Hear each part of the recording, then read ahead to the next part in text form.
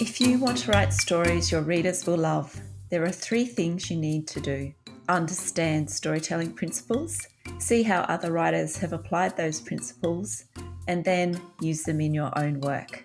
Here on the Story Nerd podcast, our goal is to demystify story theory. We'll help you with the first 2 steps so that you can get started with the third. I'm Melanie Hill, writer, editor, and poet, and I have a passion for spy stories, fairy tales, and master detective novels. And I'm Valerie Francis. I'm a writer and literary editor, and I focus on stories by, for, and about women. On today's episode, Valerie pitched Men in Black so that we can study plot structure. This 1997 film was directed by Barry Sonnenfeld from a screenplay by Ed Solomon. Of course, there will be spoilers because we can't talk about the movie without talking about the movie. And we'd love it if you could leave us a rating and review. For Apple Podcast listeners, you can do it right from your phone. Simply go to the show's landing page and scroll to the bottom. It's that simple. So, Valerie, all right, we're in season 5 now. So, what have you got this week for Men in Black's genres? Well, I think it's an action story with a pretty light secondary genre, which I'm calling maturation. What about you? I have exactly the same. So I had the global as an action, and I went a bit further and thought that it could be a race against time kind of story. And then I had down for the secondary genre, Agent K's retirement from the agency is a maturation story, but it was very light on too. So we agree, which is good. Nice way to start the season, I think. All right. Tell us a bit more about your topic for season 5. Okay, so this season I am focusing on plot structure. This has nothing to do with genre. Plot structure is about the shape of your story. And I'm talking about it this season because it's a topic that every writer asks me about, or pretty much every writer anyway, but they're not aware that this is what they're asking about. And I'll be honest, when I started in this business, I didn't know either what it was. I didn't know if it was fit to eat. So deciding which shape we want our story to be is one of the first decisions that we have to make as a writer. Yet, most of us don't even know that we have options. And to make matters worse, story theorists don't talk about it. Now, I think, between me and you, that most story theorists aren't aware of it either, and this worries me. This is why I don't recommend very many story theory books. Now, I only know of 2 people who reference it at all in their work, and that's Sean Coyne and Robert McKee. If you know of anyone else, please let me know. I would love to read their stuff. You can contact me on Instagram or Twitter at Valerie_Francis. Okay, so in the story grid, What Good Editors Know, Sean Coyne has a 5-leaf genre clover. And one of the leaves is called structure. He lists 3 structure types: arc plot, mini plot, and anti-plot, and then he goes on to explain what they are. In story, Robert McKee talks about the story triangle, and he lists 4 structural types: arc plot, mini plot, anti-plot, and multi-plot. And he goes into great detail about them. If you're new to story theory, the amount of detail in any of McKee's work can be overwhelming. Trust me, well, I understand. I really do. But the honest truth, and I mean this sincerely, is that Robert McKee knows more about storytelling than anybody else right now. He really does. So if you're the kind of writer who wants to constantly improve, sooner or later you'll be studying McKee. If it's overwhelming to you right now, that's okay. Set it aside. You can circle back to it later. But I really am hoping that by openly studying this one concept from one of his books for 10 whole weeks, I can show you that his work isn't as scary or as overwhelming as it first seems. Yes, it takes work. I am not going to kid you. But anything worth having is worth working for. Listen, guys, with AI nipping at our heels, if you want to write a book that is different from something a computer can generate, you need to understand the craft. I believe right down to my bones that AI is creating a huge opportunity for artists. Anybody can crank out a book in a couple of months and slap it up on Amazon. Someone who is writing a book every 3 months, I mean, that is extraordinary. I can't do it. But the people I know who are doing it, that is such a tremendous pace that they can't keep it up. They conk out pretty quickly. And no matter how fast you can write, and 3 months is very fast, a computer will be able to do it in a couple of minutes. I mean, we cannot write as fast as a computer. That said, a computer will never, ever, ever be able to create art because art is an expression of the human soul and the human experience. And AI will never have that because it isn't human. So a novel isn't just a bunch of words in a book. A novel is a story that is communicated from one human to another human via the printed word on a page. That is what we're doing here. So, if there are days when all this story theory makes you feel like your brain is melting, that's okay. That's normal. I have those days myself, many of them. In fact, in my opinion, that is the perfect place to be because it means that we are operating at the edge of our ability. And it's only then that we'll start to get better. So, it is worth noting here that Sean and Robert have worked together. I'm sure Sean's knowledge has come from a number of sources over his career, but when it comes to plot structure, McKee's influence is clear. There's a lot of overlap. For the purpose of this season, my main resource will be McKee's work, although I have no problem supplementing it with the story grid if and when needed. That is also a very good book. Now, I personally have studied with both Robert and Sean. I flew all over the US to study with both of them, to great expense, I might add. I took all of McKee's seminars live, and I really did pelt that man with questions. I have pelted Sean with a lot of questions as well. During lockdown, Robert McKee gave his training online, and I took all of the seminars all over again, and I have a lot of notes, and I asked even more questions. So if there are times that you hear the influence of Robert McKee or Sean Coyne in my work, well, that's why. They're my teachers. Within McKee's story, this season I'm going to focus on a section in chapter 2 called The Story Triangle. And if you have the book, it's pages 43 to 66. Yes, 10 whole weeks, just pages 43 to 66. The man likes detail. I don't think that's a problem. So as I said, McKee mentions 4 types of plot structure: arc plot, mini plot, anti-plot, and multi-plot. Now, right now that might sound like total gobbledygook to you. That's okay. Hopefully by the end of the season, it'll make sense. Alrighty. Now for the movie of the week, Men in Black. I chose Men in Black because it's a simple movie that's a clear example of an arc plot story. And by the way, I should mention here that all of the films that I've chosen this season come from McKee's book, Story. They're all examples that he's given to illustrate the concepts he's talking about. Before I go on, though, Melanie, I forgot to ask you if you had anything you wanted to add. No, I think the ones, though, that I'm going to be the most interested in are multi-plot, and because I have studied anti-plot at uni, and while they are interesting, they can boggle your mind. But the one I think that is least spoken about probably is multi-plot. And I do think there are lots of stories out there that are multi-plot without maybe realizing it. So I can't wait to hear what you have to say in particular about multi-plot stories. All right, well, stay tuned. I don't remember what week that's coming up. You'll all just have to wait. All right. So as we begin our study of plot structure, the arc plot form is the place to start because it is so prevalent in our books, in our films, in our TV shows, in our plays, and in our bedtime stories. The arc plot structure is what we think of when we think about story. The arc plot structure is the hero's journey. McKee calls it classical design. For some reason, and I don't remember what, he is not keen on the term hero's journey. If there is a difference between the hero's journey and classical design, I have no idea what it is. Maybe I'll discover that throughout the course of the season. McKee defines arc plot or classical design this way.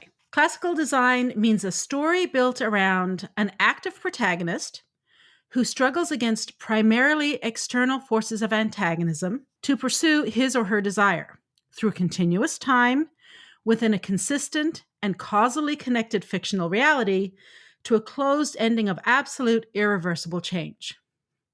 Okay, so that's not an immediately accessible definition.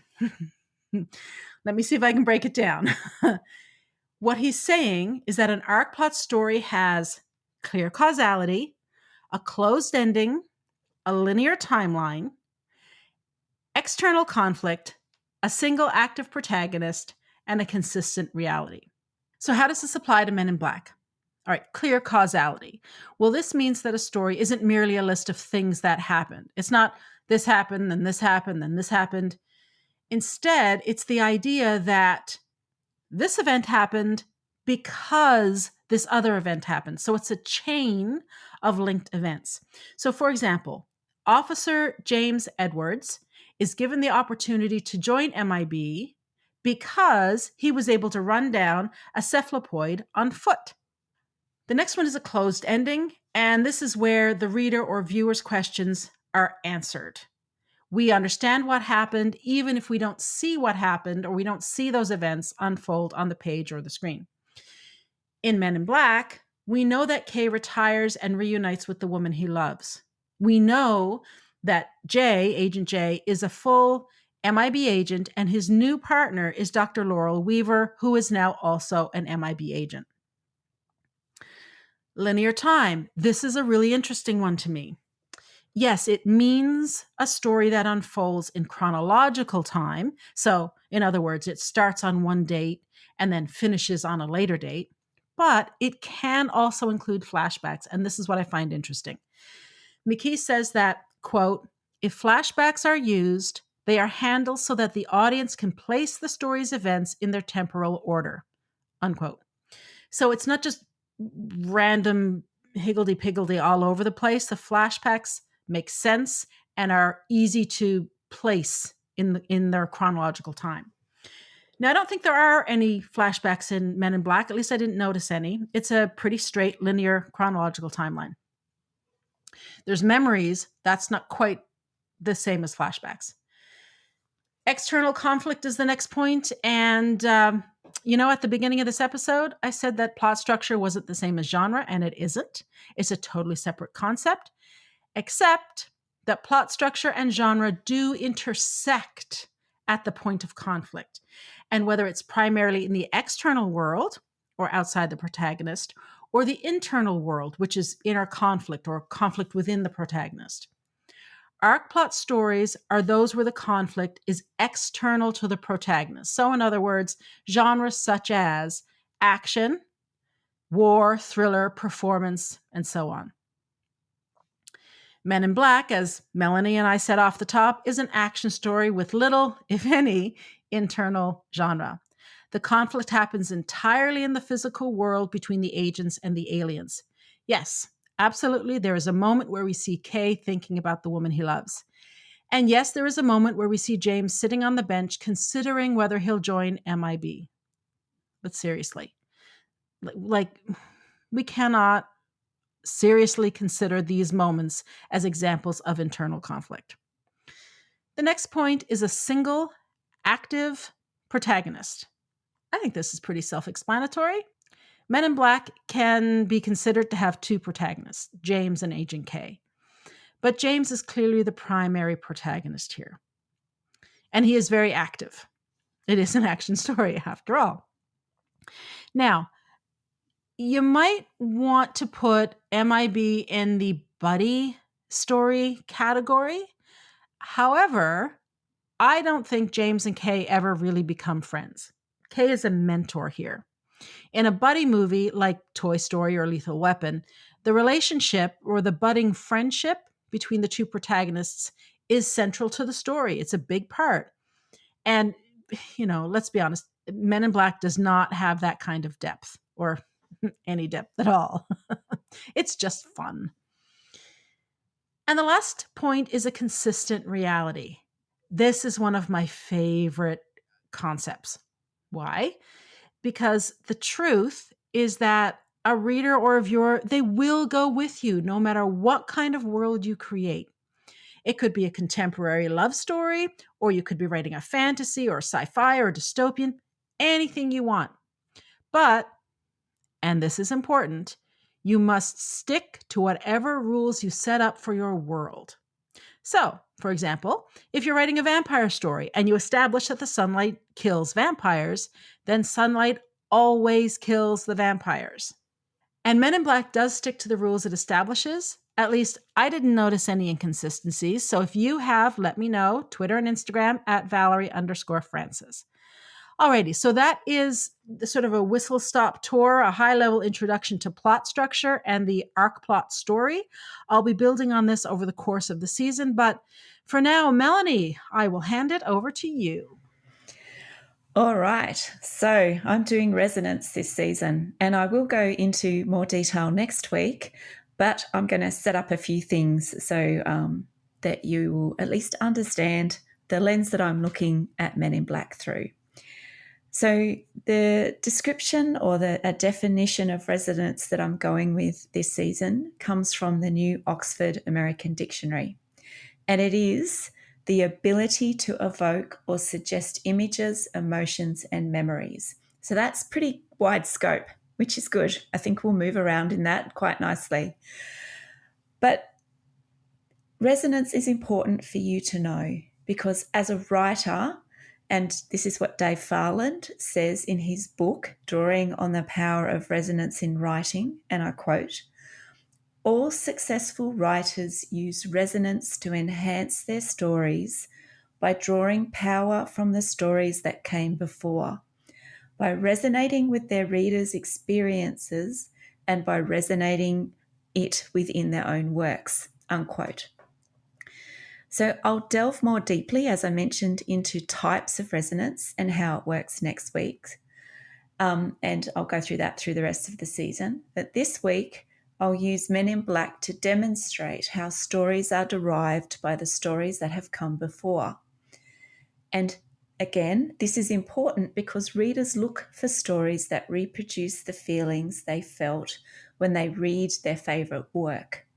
Now, resonance is about tapping into those powerful emotions and giving readers what they love, which is what we want to do as writers.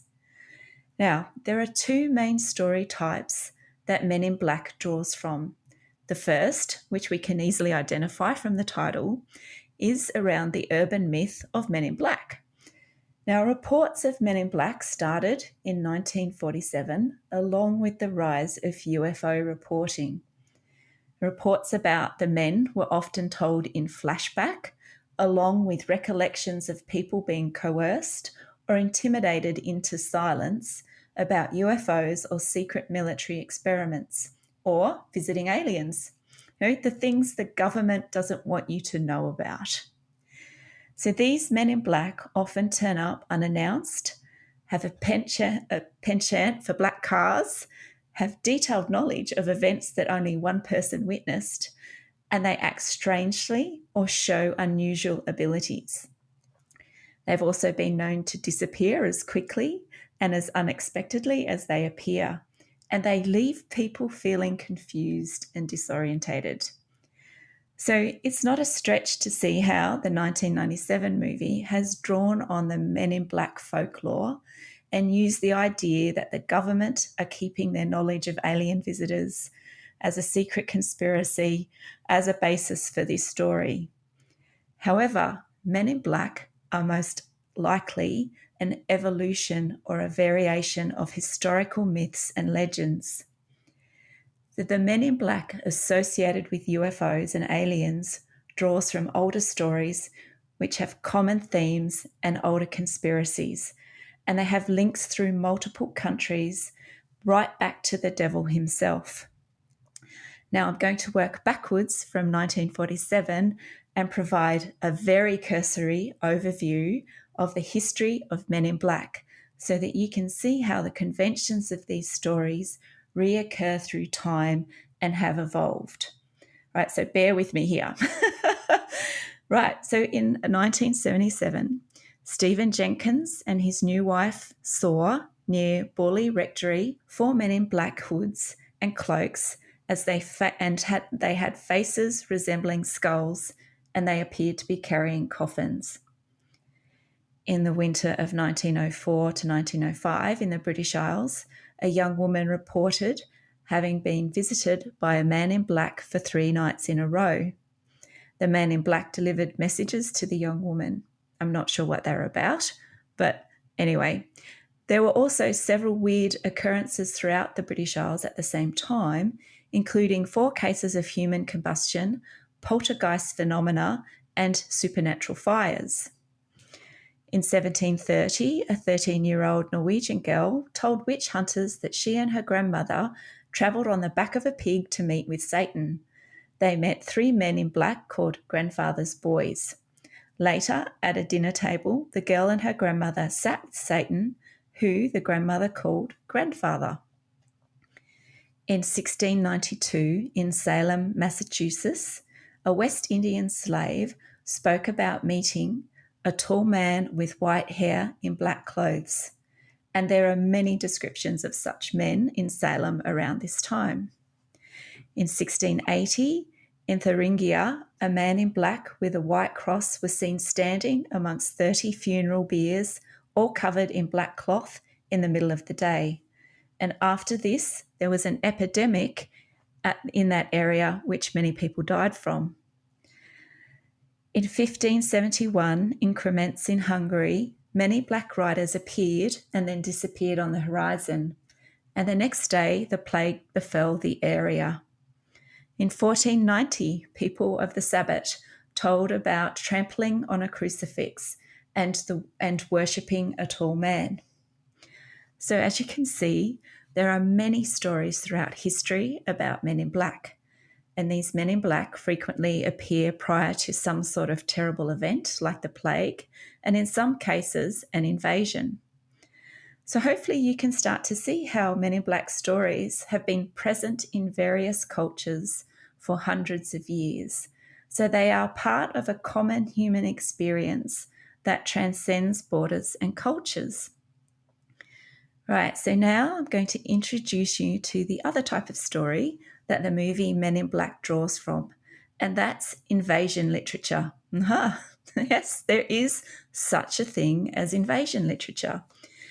And one of its offshoots happens to be spy stories. And there's also a link to the serial story Dracula. So here's a little bit about invasion literature. Melanie, how is it you and I have not gone crazy about invasion literature? Look, offshoots to spy stories, and it's linked to Dracula. This has got you and me written all over. I know. I'm fascinated. It's exciting.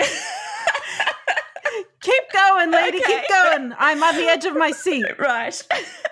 All right. Invasion literature was popular in the period between 1871 and the First World War, which spanned 1914 to 1918. The invasion novel was first recognised as a literary genre in the United Kingdom with the novella The Battle of Dorking, Reminiscences of a Volunteer, which was published in 1871, and was an account of a German invasion of England, which in the Western world, around the national imaginations and anxieties, there were a lot of anxieties and imaginations, and also about these hypothetical invasions by foreign powers. And so by 1914, the genre of invasion literature comprised of more than 400 novels and stories. So it is a real thing. And it's interesting if you link it back to that point in history and then what happened. Now, around the turn of the 20th century, Australia and the US had their own versions of invasion literature. In Australia, stories about invasion from the north were published and were quite popular. And in the US, stories about the UK invading were popular there. In Asia, there were books that were published that featured conflicts between Japan and Russia. And also Hong Kong was known through its literature to have a fear of invasion by the French or the Russians as well. So it doesn't take much to understand that these stories were based on fears, but also they became prevalent at a point where invasions were possible. Now, in 1870, the UK watched as Prussia successfully invaded France on the European continent. Now, I just want to add that this was not a rare occurrence in European history, but what made it a little different was that France had the largest army in Europe at the time, and it was defeated in 2 months. Now, what's also interesting about the popularity of invasion literature at the time was that it tapped into the fears of the population, and it also shaped politics and policy for many years. So that's the power of writing, right? That's so fascinating. Now, most invasion literature features conventional militaries. However, in H.G. Wells's book, War of the Worlds, which was serialized in print by Pearson's Magazine in the UK and Cosmopolitan in the US in 1897, we are introduced to the idea of an alien invasion of Earth. And you can start to see how invasion literature is linked to Men in Black. But it gets better. War of the Worlds was a criticism of the British colonisation of large parts of the world. It also taps into the growing awareness of the horrors of colonisation, and it imagines what it would be like for England to face reverse colonisation.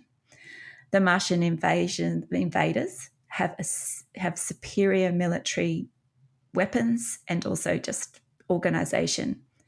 They land in England and they proceed to destroy the country with systematic and unfeeling abandon. And just as an aside, H.G. Wells was inspired to write War of the Worlds after learning about the impact of colonisation on the Tasmanian Aboriginal people. And I'm from Tasmania, so I find that a fascinating and interesting thing to read about. At the same time as War of the Worlds was being published, so too was Dracula. So how is Dracula part of invasion literature? Well, I could be on shaky ground here with Valerie, who's our story nerd resident vampire expert, but I can't back down now. So, right, Dracula arrives in Whitby in England on a ship. Dracula's arrival might be more clandestine and mysterious than a conventional army's invasions, but his intentions are invasion-like. And as Dracula begins to prey on women and create more undead followers to do his bidding, the narrator, Jonathan Harker, and his friends and colleagues realise that there is a threat to the British Empire. So, Valerie, what do you think of Dracula as a type of invasion literature? And does this make sense to you, considering the time that the story was published? I think it was published in 1897, and you mentioned 1897 a minute ago. So it doesn't surprise me that it's popping up. Melanie, I am so fascinated by this, I can't even tell you. How is it you and I haven't just totally gone crazy on invasion literature? I feel it coming on. I feel it coming on, Melanie. Dracula is a man in black, right? I never saw that before. That is so cool. Now, you said the narrator, Jonathan Harker, it's actually an epistolary novel, and Jonathan is absent for a huge part of it. So that's just a little point that I will pick on. But yes, it is sort of the vampire hunters who are coming together and they want to rid England of Dracula, and they do actually chase him out of Dracula back to Transylvania in the end, if you can manage to stick to the book for that. It's a long book. But I never thought about Dracula as a man in black. I never made any of these connections to Men in Black. None of them. I'm fascinated. I know. And this is where Resonance really starts to show a light on stuff that, we probably should be aware of, right, as writers, in terms of the types of stories that we're writing and how we can tap into that and use all of these different things to make our own stories better. So I was really excited as well. And And I don't think I ever realized that there was such a thing as invasion literature until I was starting to look at Men in Black. So, it Aha. makes sense, right? Well, now we know. Look out. Send your recommendations for invasion literature to Instagram and Twitter at Valerie_Francis. I feel a binge coming on. Yes. Right. So now, by having a look at this, we have large and small scale invasions by supernatural or alien forces at the turn of the 20th century, which in turn led to more and more stories which feature versions of alien invading the Earth. However, stories about invasions didn't originate at this time. What happened at the turn of the 20th century as well was that there was the commercialization of printing, and that commercial success, tapped into common fears across the globe. So mass printing production was in full swing, as I mentioned, and most of the population read serials either in newspapers or periodicals. So invasions and stories about invasions, though, have been around for a great deal longer than the late 1800s. Just think back to stories about Alexander the Great, Hannibal's trek across the Alps with the elephants, the multiple stories about crusades, and also the desire to force one country's culture on another culture. There are ideals of national strength, getting resources, destruction, ideological differences, and control. So you get my drift. This has been around a long time. So power and destruction are conventions in invasion stories, and so too are differences in weapons and/or technology.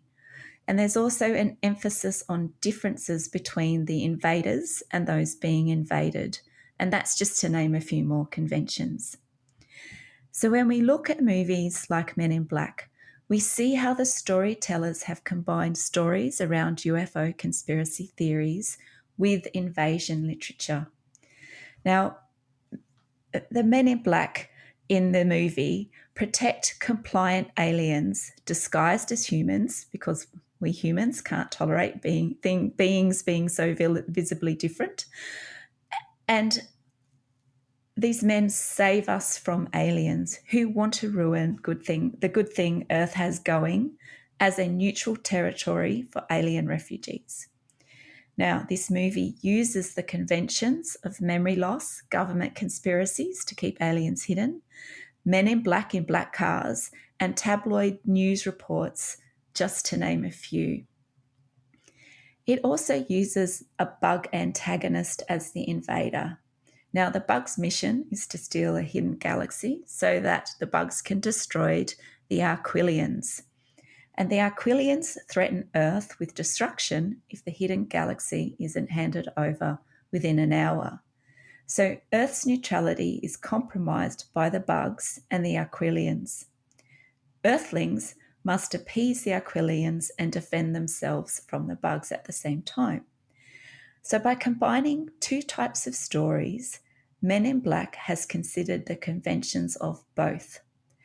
And if it didn't, lovers of these types of stories would not enjoy them. And by understanding the long history behind both types, we can see where they come from, what emotions or human needs created them, and then use this knowledge to meet our readers' expectations. The additional benefit of understanding the origins and evolutions of types of stories, the type of story that you're writing, is that you can innovate. You can create something newish. So this is just a taster of how I'm going to unpack resonance. So I hope you're as excited as I am to be studying this topic some more this season. So Valerie, after that, what is your action step today? I think I'm more excited than you about resonance this season.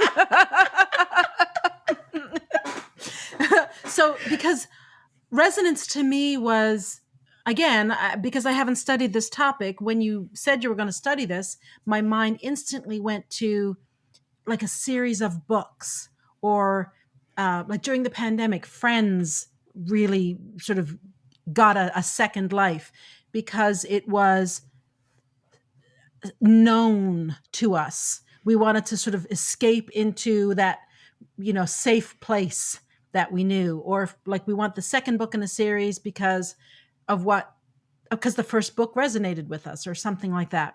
But it's much broader than that. Oh, it's so interesting.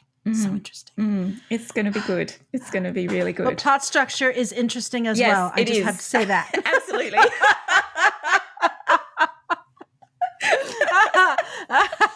Okay, so an action step.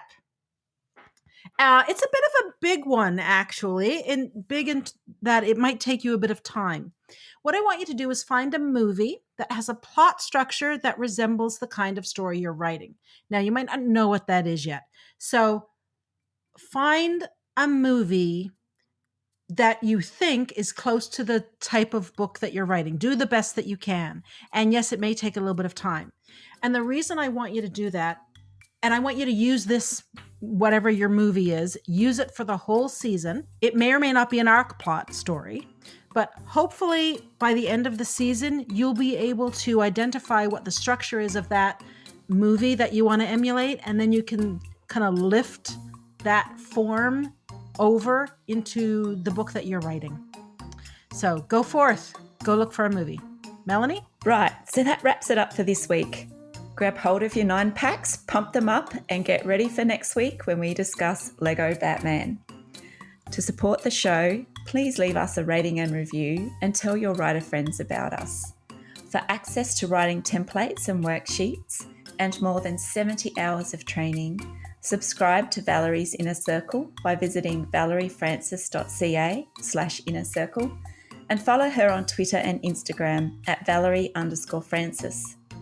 If you'd like to find out more about me or how to read like a writer, visit me on Facebook and Instagram under Melanie Hill Author, or find out more about me at melaniehill.com.au. And remember, story theory doesn't have to be difficult. It's a tool to help you write more, not less. So take it one step at a time and have fun.